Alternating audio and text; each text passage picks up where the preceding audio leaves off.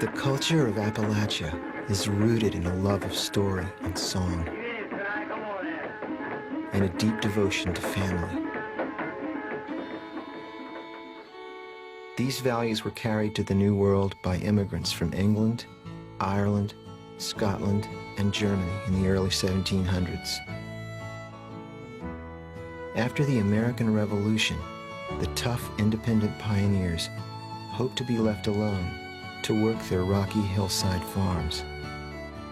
But their success in taming a forbidding wilderness would make it possible for others to exploit the great natural resources of the land.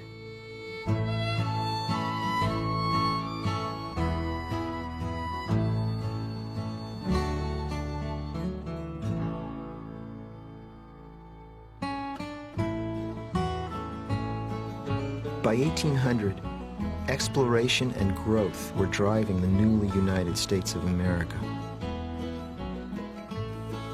In Appalachia, rich valley planters wanted to increase their land holdings. They cared little for the needs of the small farmers, and even less for those of the native people of the Appalachian Mountains. The day will soon come when you will unite yourselves with us, and we shall all be Americans. You will mix with us by marriage, your blood will run in our veins, and will spread with us over this great continent. Thomas Jefferson, 1808. To define an ongoing relationship with the Indians, the new federal government had created what was called a civilization policy. The idea was to obliterate Indian culture so that Indian people as individuals could be assimilated into the United States. One feature of the civilization policy was to turn Indians into farmers according to European notions of farming. But to run bigger farms, the Cherokee needed more labor. Native people, who had once taken little notice of race, adopted the European practice of buying and selling African slaves. Cherokees increasingly adopt many of the racial attitudes of Europeans. Not all Cherokees adopted these attitudes, but many Cherokees who had capital to invest began to invest in African American slaves. In countless ways, the Cherokee were adjusting to life in a European culture. The Cherokees, in the space of a single generation, became civilized, quote unquote. They became literate. They developed an alphabet. They developed a government. They settled down like white men. The Cherokee were an interest in people, many as civilized as their neighbors of the white race. Some were quite wealthy. Gardens and orchards were seen everywhere, and the women graceful, with, in many cases, added beauty. General Winfield Scott. But the settled prosperity of the Cherokee people was not destined to last. In 1828, a tough Scotch-Irishman from the Carolina Hills was elected president. Andrew Jackson, known as Old Hickory, was a great frontiersman who had fought alongside the Cherokee against the Creeks. During the War of 1812, he had led a ragtag army from the mountains of Kentucky and Tennessee and defeated the British at the Battle of New Orleans. He was an Appalachian hero. By the time Jackson took office, many Cherokee in Appalachia were successful on their farms, but some whites had begun to resent their prosperity. The whites said, you know, if you behave more like us, we'd leave you alone. Well, they did, and we didn't leave them alone. Why didn't we leave them alone? Because we wanted their land. When gold was found on Cherokee land in the hills of Georgia, there was no turning back. Old Hickory gave in to the political pressure in what many saw as a betrayal of his former Indian allies. I'm afraid our forebears looked on these people as something less than human and something to be exterminated or to just be moved out of the way. Jackson supported the removal of the Cherokee to the western prairies on what would become known as the Trail of Tears. It is not a happy record. Andrew Jackson became the embodiment of it because, as the President of the United States, he could have reversed this. He could have stood for what we now regard as justice, but he was a man of that region and a man of the frontier, and he did not regard it as justice. So in the fall of 1838, the Cherokees began to make their way to the west. It was a terrible experience. The winter was unusually cold. They waited for weeks to cross the Mississippi because of ice, because of snow. The suffering was almost unbelievable. Some Cherokee took refuge in the North Carolina mountains, but most of the native people of Appalachia were forcibly taken from their ancient homeland and marched to what is now Oklahoma. I wish I could forget it all. But the picture of 645 wagons lumbering over the frozen ground with their cargo of suffering humanity still lingers in my memory. Let the great judge of all the earth weigh our actions. Private John G. Burnett, 2nd Tennessee Volunteers. Nearly 5,000 died on the wretched journey. What did we do? How did we speak? How did we err this way? And who is to blame for the trail of tears we all have walked this day? Chief Tom Thunderhorse.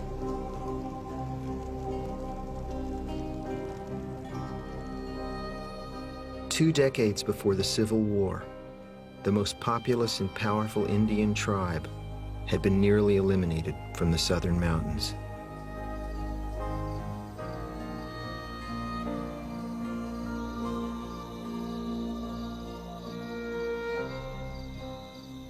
Andrew Jackson's government believed that moving the Indians west, far from the centers of power, would bring peace to the fast-growing eastern region.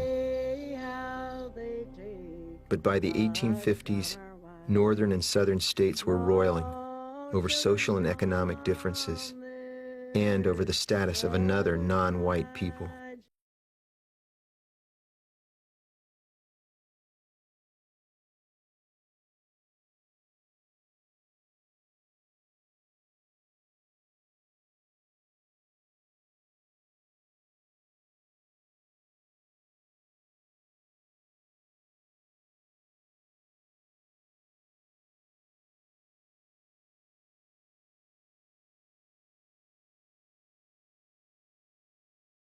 In the 1860 census, there was only one county in all of Appalachia, no matter how you define it, that did not have any slaves.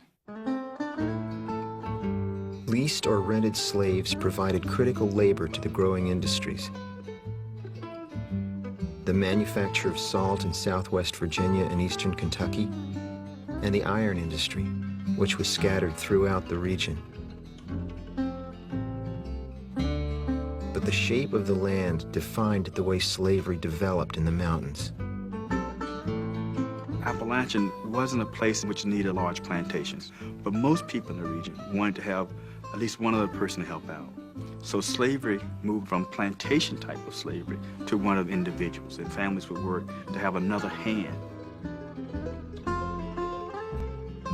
Small farmers made their lives easier by exploiting free labor. For the ruling elite, it was an economic necessity. Slaves were also a symbol of social status.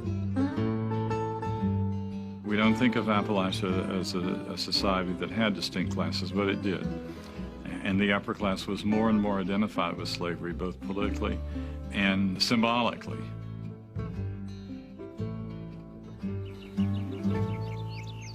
But the backwoodsmen did not have the same commitment to a society based on slavery. The great majority of people in Appalachia wanted the tension between the North and South to go away. They didn't want to choose sides. In fact, there's a woman who said we were on the fence and we could see both sides of the great issue.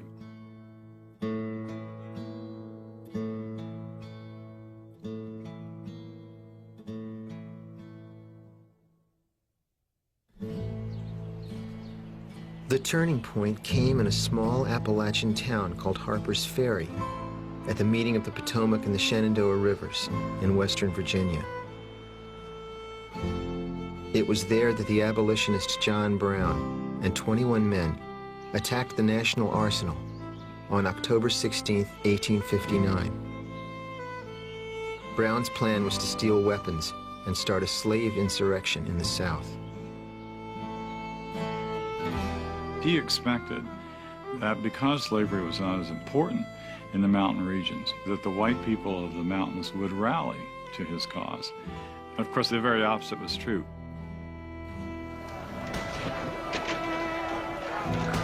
Brown was captured and hanged, and the abolitionists mourned his loss.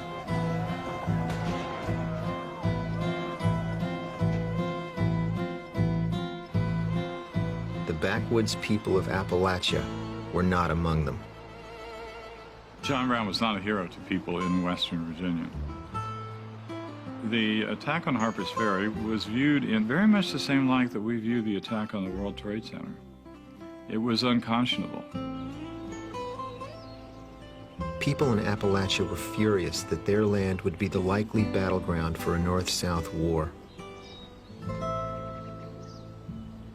They resented the moralizing of the anti-slavery movement, and especially the arrogant single-mindedness of John Brown. That's very difficult for anybody in the 21st century to sympathize with, because we can't really see a positive side to slavery. But in fact, a great many people did, not so much a positive side as an inevitability, that they were stuck with it and they had to live with it. A year and a half after Harper's Ferry, the nation was at war. The mountaineers were pulled in both directions. It is estimated that 150,000 men of Appalachia fought for the South, and 100,000 fought for the Union. In the mountains, it was civil war within your own family. I thought the boy who shot me had a familiar face, but in the battle's fury 'twas difficult to trace. The standard cliches about the Civil War, brother against brother and so on, were far more true in the Appalachian Mountains because it was neither quite north or south. And you could go down the valley farm by farm, and this one was Union, this one was Confederate, and this one was, back and forth. When the Virginia militia was called to state service, my great-grandfather marched off with his buddies and fought in the Army of Northern Virginia under General Lee. When his younger brother came of age, he crossed the mountains and enlisted in the Union Army. And my father remembered these two old men at dinner every Sunday, still fighting the Civil War. I thought it was my brother Jay, if him I could but see, I'd kiss him and forgive him and lay me down and die.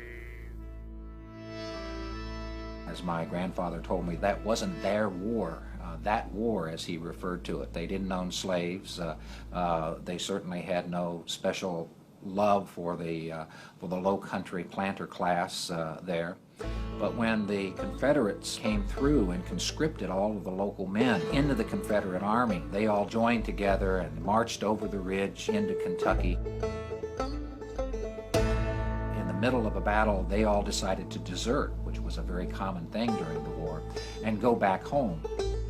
A couple weeks later, the Confederates came back through and captured all of the men from this little community and lined them up and shot them in front of their families. And from that day on, you can't find a Democrat in my original end of the county. They're all Republicans, because it was the Democrats who had created these atrocities during the war. And so for many, many years in the mountains, one voted the way one's ancestors had shot.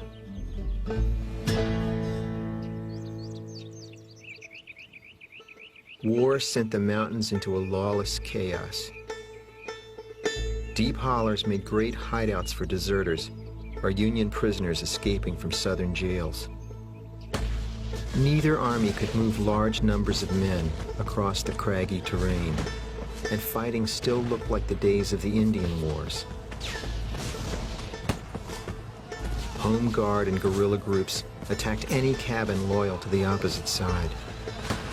It was a war of skirmishes, of ambushes, of people being shot in the back from the woods by the side of the road. Those atrocities existed all up and down the ridge, communities fighting against each other and troops riding through on their way somewhere else, destroying crops and stealing cattle and hogs and sheep. Beyond the mountains, Army legions battled face to face. Along a creek called Antietam, not far from Harper's Ferry, one of the bloodiest confrontations of the war was waged on an open field. It was September 17th, 1862. Was on the field of Antietam where many's the soldier fell, is where occurred the story which now to you I'll tell. Union forces prevailed, but more than 7,000 soldiers lost their lives. The dead lay all around me, we all together lay, for we had had a fearful fight upon the field that day. Among the dead and wounded were thousands of young men from the backwoods of Appalachia.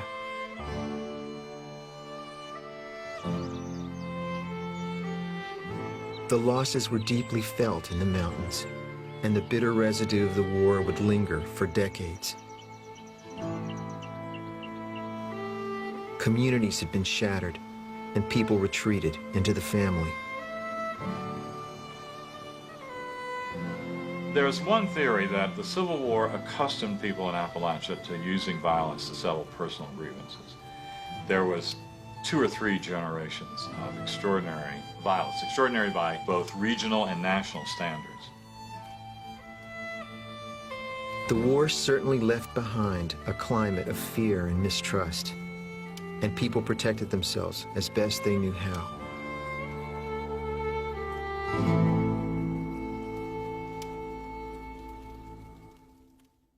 There's a code in the mountains way down in the backwoods. There's a code in the mountains and an unwritten law.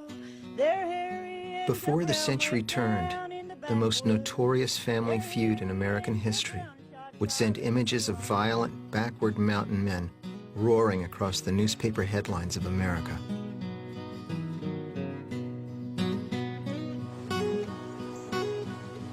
The famous feud took place in the remote valley of the Tug River, which divided Kentucky from the newly formed state of West Virginia.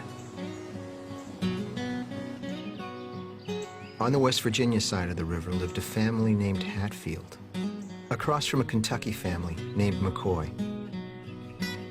The Hatfield-McCoy feud really wasn't a feud, it was simply a conflict. It had much more to do with the political and economic changes that were occurring in central Appalachia at that time than it had to do with the folk culture of the region or any of the traditional stories associated with it.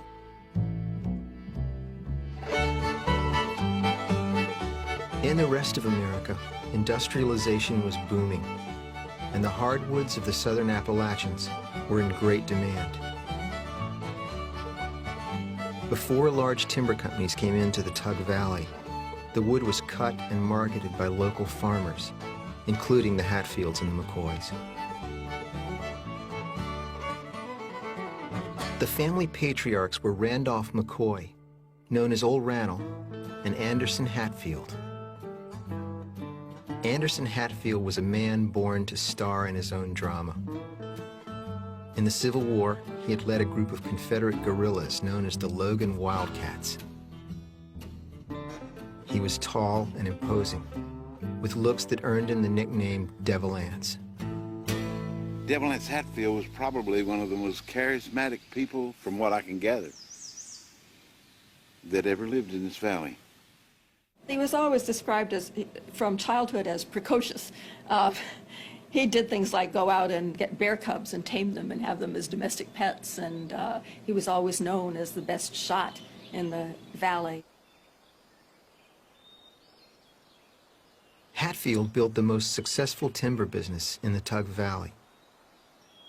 McCoy was not as fortunate and bristled for years as his competitor thrived.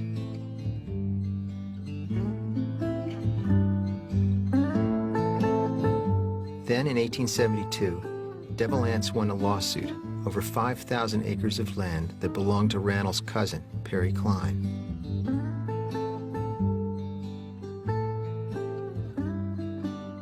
McCoy was outraged and concluded that Hatfield was a thief, even though the land had been legally won. Rannell, I think, was like a lot of people in the valley who were losing out, whose economic prospects were declining, and that made him bitter and unhappy and trying to find someone to blame. And he blamed the Hatfields. Cline and the McCoys vowed revenge for the lawsuit. Resentments grew over everything from property to politics. But the outright battles began at an Election Day celebration in 1882 with an attack on Devil Anse's younger brother, Ellison. 3 McCoy brothers got drunk and picked a fight with Ellison Hatfield. They stabbed him. He was a very powerful man. They stabbed him several times. It didn't do any good, so they shot him in the back. He lingered for 3 days. Devil Anse said, well, if he dies, I'll kill the McCoy boys. And he kept him in a home over on the West Virginia side up in the hollow there. And they came to him and they said, he's dead. And then Devil Anse sent his people. They caught them at daybreak way down in the backwoods. They caught them at daybreak. They went over and they took the McCoy boys and they wrapped them around a pawpaw bush and they killed them. They pleaded for mercy, but they heard not their plea.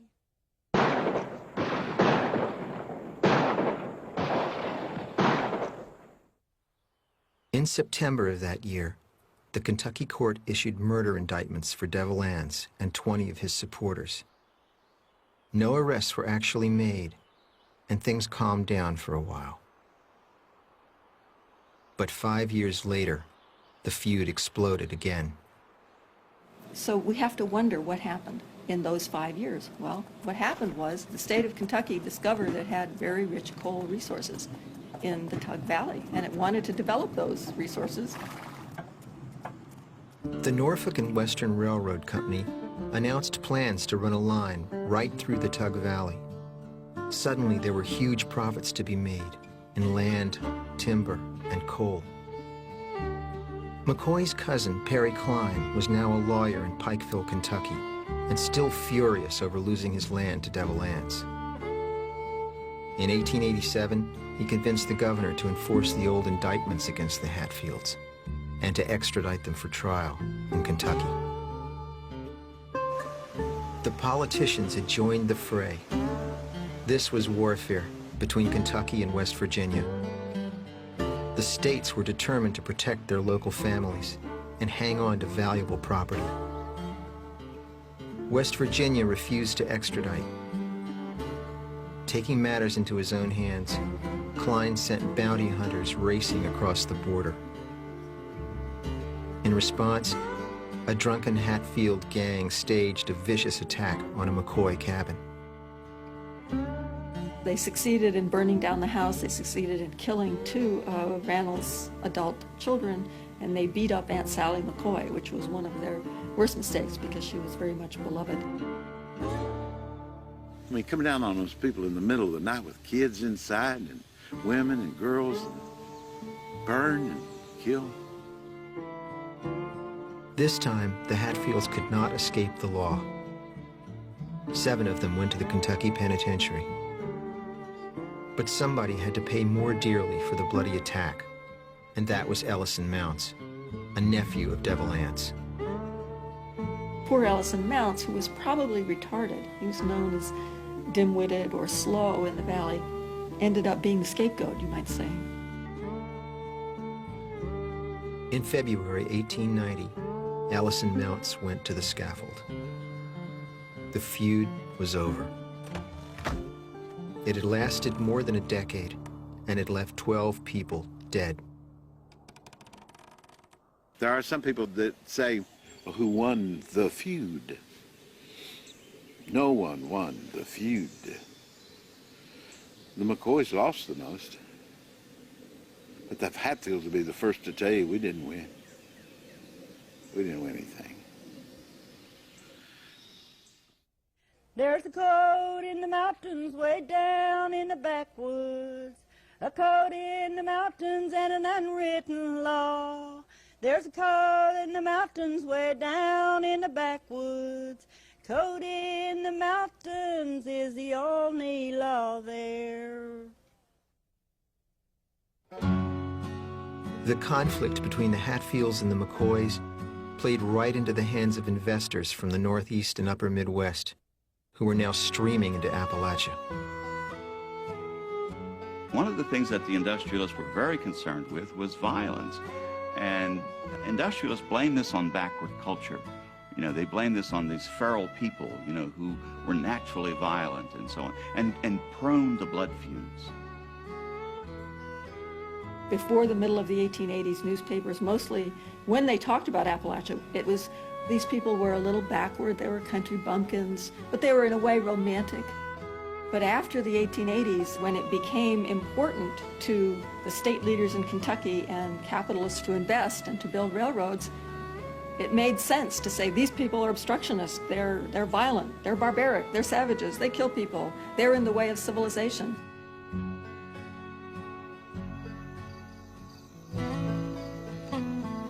But modernization was coming to the hollers, and the violence that marked its arrival would be part of mountain life for years to come.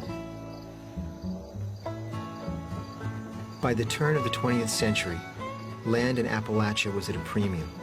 New rail lines were slashing through the mountains, bringing an end to the era of the first frontier. That happened like a thunderstorm. The coming of the railroad into the Appalachian created a kind of hysteria. Land that you couldn't sell for $1.25 an acre one day, if you found out the next day that a railroad was passing right near it or through it, suddenly it was worth $15 an acre.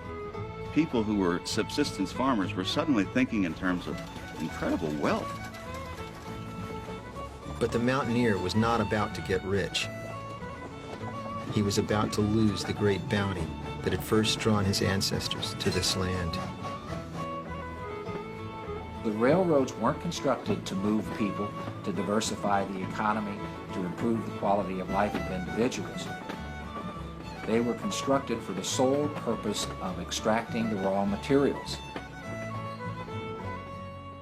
The local family business could not survive when large companies joined forces with the railroads to carry away the giant poplars and towering white oaks. They came to Appalachia in a way that ravaged the hillsides, that destroyed the small growth, polluted the rivers and streams, caused massive fires, and in less than one generation, one of the world's great resources of hardwood timber was clear-cut and stripped from the Appalachian region.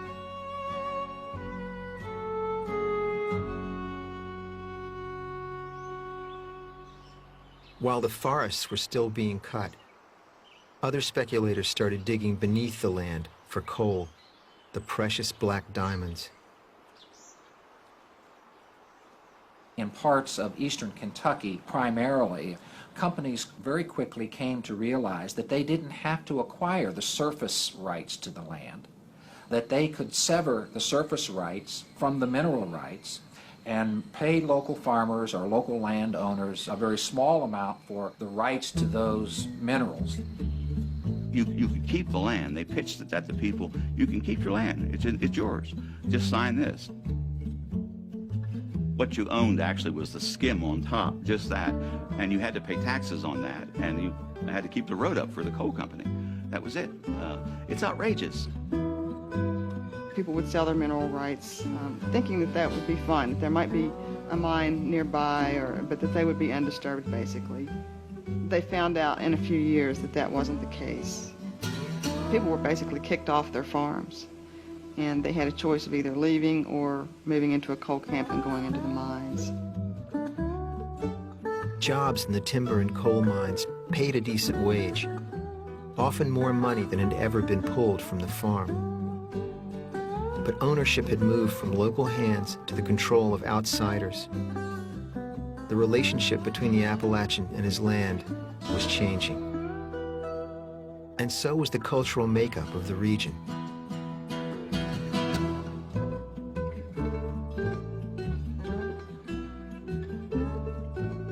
This was a time period when many people came from Eastern Europe, Southern Europe to work in the coal mines. My grandfather was from Sicily. There's a large Italian population in the southern part of West Virginia in the coal camps. Also, quite a few African Americans came in from the south to work in the mines. They were looking to get away from sharecropping and the Jim Crow laws.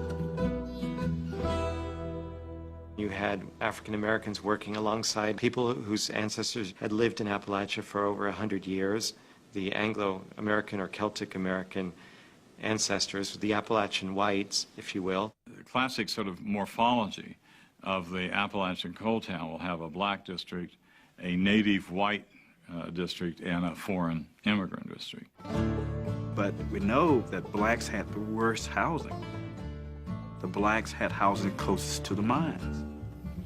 And it usually was a stream and a bridge to separate black housing from white housing. This myth that I often heard when I first worked in the coal fields, that once they got under the ground, they were all black. Well, that's hogwash. The mine owners, in a very calculated way, encouraged racism, encouraged mistrust, would spread rumors deliberately, about what the niggers were doing or what the bohunks were doing, or and so on and so on. Because if you kept them afraid of one another and at war with one another, they were less likely to unionize. The coal companies gained enormous influence over politics and the law.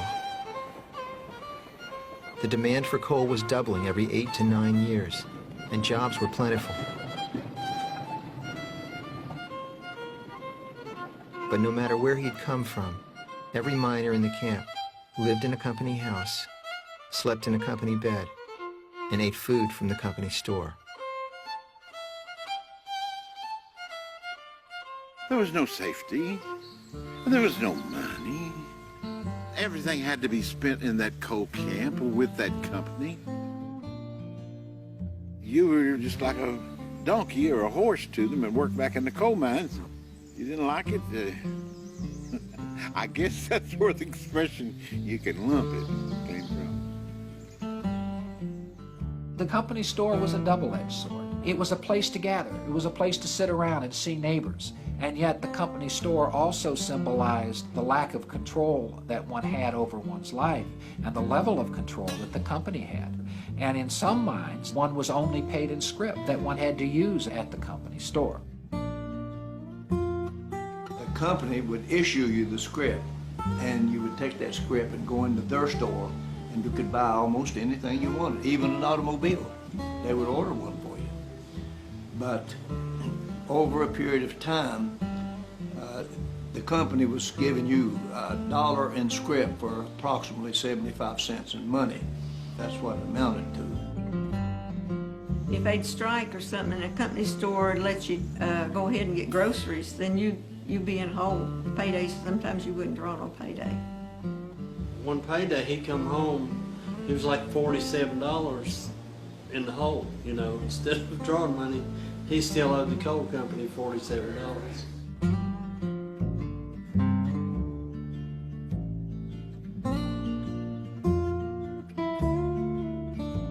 They were paid by the tonnage, which meant that the more coal they dug, the more they got paid, theoretically.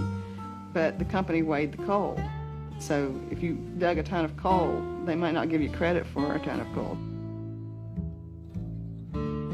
Because you were paid by the ton, you were better off if you had more family members working in the mine. And so men would take their sons down in the mines with them.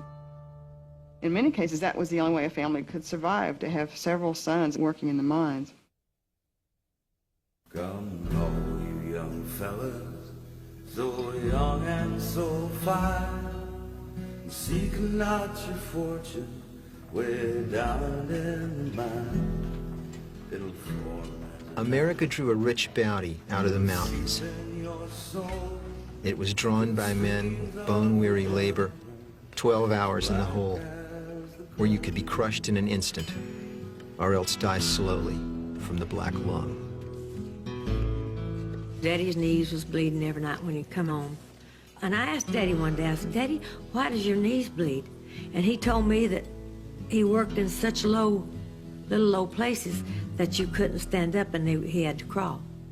Where it's dark as a dungeon, damp as a deep. All those old miners, you know, they eat a lot of dust. You'd see them coming outside of the evening after work, and you couldn't see nothing but their eyes and teeth. The dust just falling off of them everywhere. It's dark as a dungeon, way down in the mine. Say, did you see him going? It was early this morning. He passed all these houses on his way to the coal. He was tall, he was slender, and his dark eyes so tender. His occupation was mining, West Virginia, his home. My granddaddy never missed a day's work, and he rode horseback over the mountain 9 miles one way, twice a day, for 17 solid years. And I seen him go, and he's wrapped up in his old army overcoat. I can see him still today. It was just before 12, I was feeding the children. Ben Mosley came running to bring us the news. Number 8 is all flooded, many men are in danger. And we don't know their number, but we fear they're all doomed. I've been at the pit of a mine during an explosion, seeing the faces of the mothers and the sisters and the wives and the little children standing around, waiting. It's a different breed. Coal miners. So I picked up the baby and I left all the others to comfort each other and pray for our own. There's Timmy 14 and there's John not much younger. Their own time soon will be coming to go down the black hole. When you have the whole family working in the mine, then when there's an explosion, every male in the family is wiped out. You had situations where women lost their husbands, their fathers, their brothers, and their sons all in the same explosion. If you got killed, if you got injured, your widow or your family was put out of the house. If you could no longer provide for your family, then they had to leave. Now what can I say to his poor little children? Or what can I tell his old mother at home? Or what can I say to my heart that's clear broken, to my heart that's clear broken, if my darling is gone.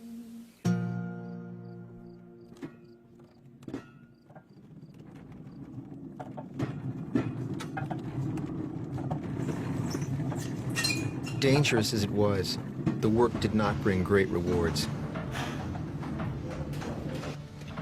To be competitive, companies paid low wages with few benefits.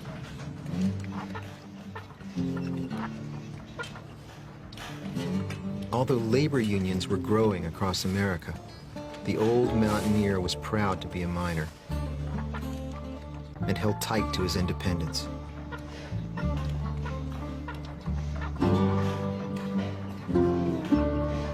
But the coal company now controlled his life. The pressure had to break. West Virginia, which had suffered more deadly mining accidents than any other state, would also be home to some of the bloodiest battles. In the freezing winter of 1912, the first of the great coal wars broke out at Paint Creek and Cabin Creek. This is a strike for recognition of the Union.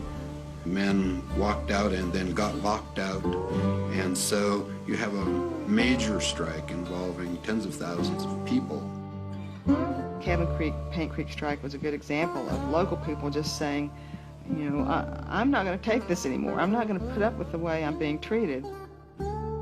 The owners would stop at nothing to keep the union out. They brought in their own muscle to intimidate the miners. Hired guns from the Baldwin Felts Detective Agency. Many of them are convicted felons, people who are not afraid of violence, people who could thrive on violence and earn a living at it. As soon as the miners went on strike, they were evicted from their homes by the guards. Hundreds of families were reduced to living in tents, where they survived wretched conditions for nearly a year. The hills echoed constantly with gunfire as the miners kept trying to drive out the guards with sniper attacks.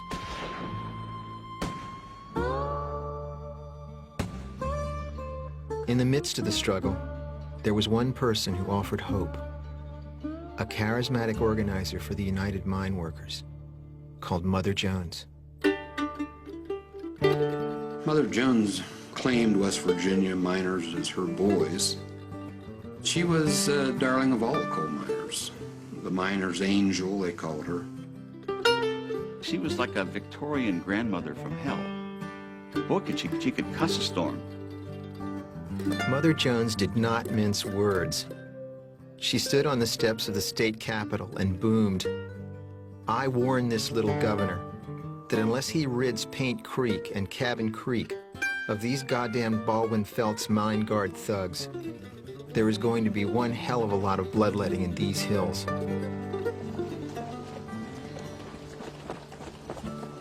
Miners and guards kept up the attacks. Twice, the little governor brought in the state militia.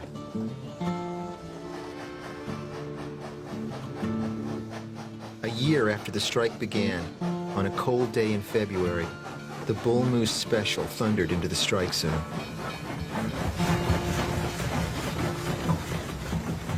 The Special was a steel-plated train that was used to transport scab workers up to the mines. But this time it had sheriff's deputies and mine guards on board, carrying machine guns and high-powered rifles.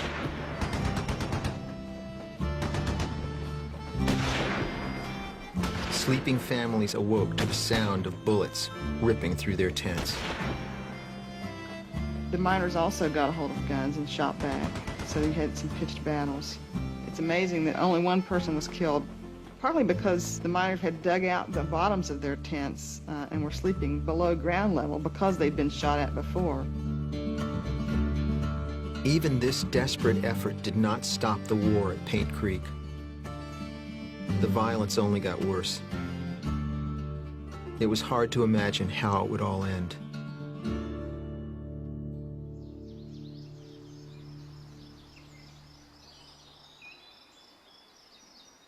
In the spring, West Virginia inaugurated a new governor, Henry Hatfield, a nephew of Devil Anse.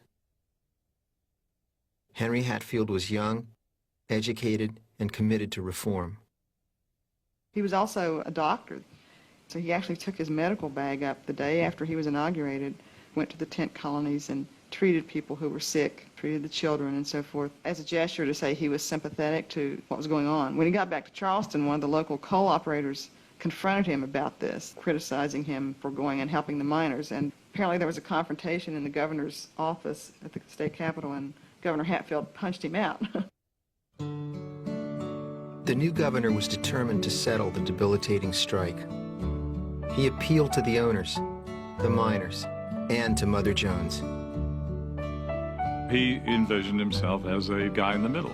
He would be fair to both sides. The problem is, of course, that both sides were not equal. And when his patience ran out and he wanted the strike stopped, he simply leaned very heavily on the miners. The strikers gained some concessions, but not the one they really wanted, the right to unionize. Mother Jones kept the story in the newspapers until the Senate set up a committee to investigate. But the miners had been forced back to work, and Henry Hatfield could claim that he finally put an end to the war at Cabin Creek.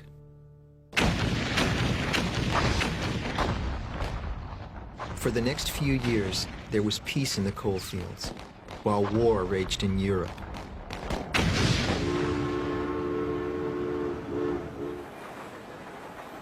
Those who stayed in the hills made a good living, digging record tons of coal to fuel the war. When the soldiers returned, old tensions were quickly rekindled. War had left the country in a recession, and wages were lowered in the southern coal fields. Thousands of miners were added to the rolls of the United Mine Workers of America. In alliance with local politicians, the coal companies employed every tactic to stop the Union. In May 1920, Baldwin Felts detectives arrived in the deep mountain town of Matewan in Mingo County, West Virginia, and started evicting Union families from their homes. On a drizzly spring day, the Coal Wars started up again. This time, another member of the Hatfield clan would take center stage. 28-year-old Smilin' Sid Hatfield was the police chief at Matewan, and he sided with the miners. Hatfield pulled together a gang, headed for the railway station, and took on a dozen of the Baldwin Felts guards.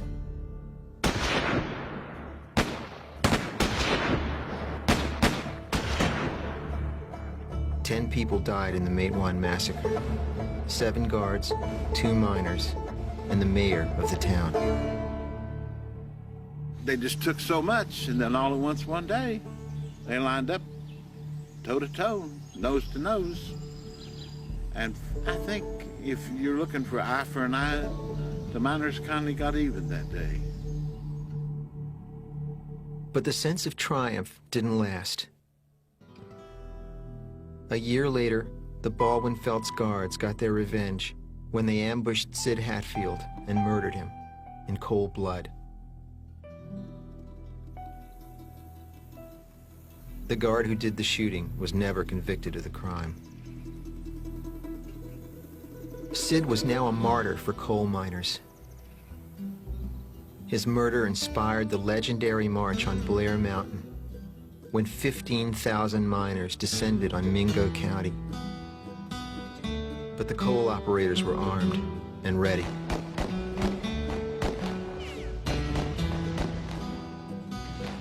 For 3 days, gunfire echoed off the mountain.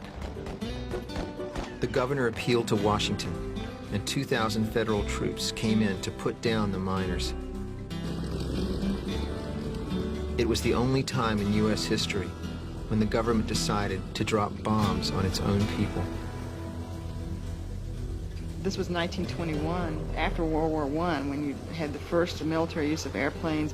The squadron was preparing the next day to fly over the miners and drop bombs on them. But they ran into fog on their way, and one of the planes crashed and the pilot was killed. It can be made into a comedy of errors now, and it looks like a farce. But at the time, you know, they were real bullets. This was not something that happened undercover. This was banner headlines in the New York Times. You know, this insurrection in West Virginia, martial law declared, the U.S. Army sends troops in. It was really one of the major labor struggles of the early part of the 20th century.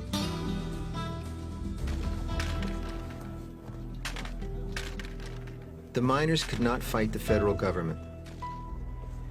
Most of these men were World War I veterans and couldn't bear the idea of firing against the same uniform they had worn not so many years before. The defeat of the miners at Blair Mountain broke the Union in West Virginia.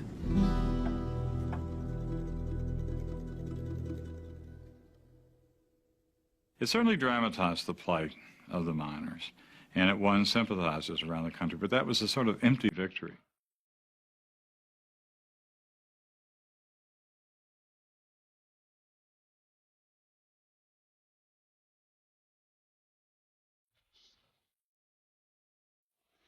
Which side are you on?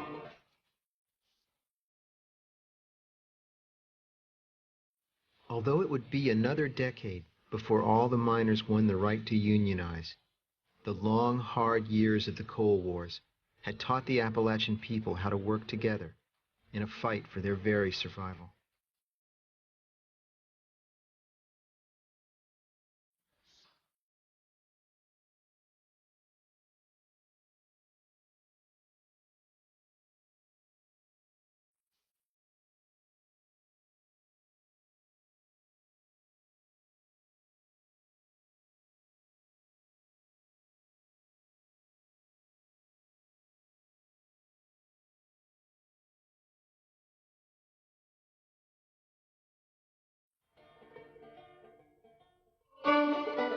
Next time on the Appalachians.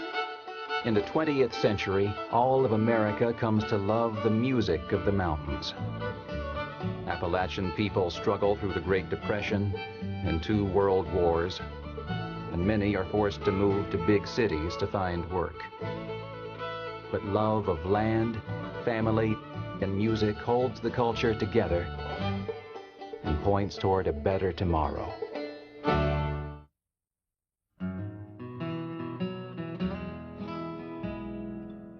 To order a copy of this program or other companion materials, please visit www.wnpt.net/Appalachians.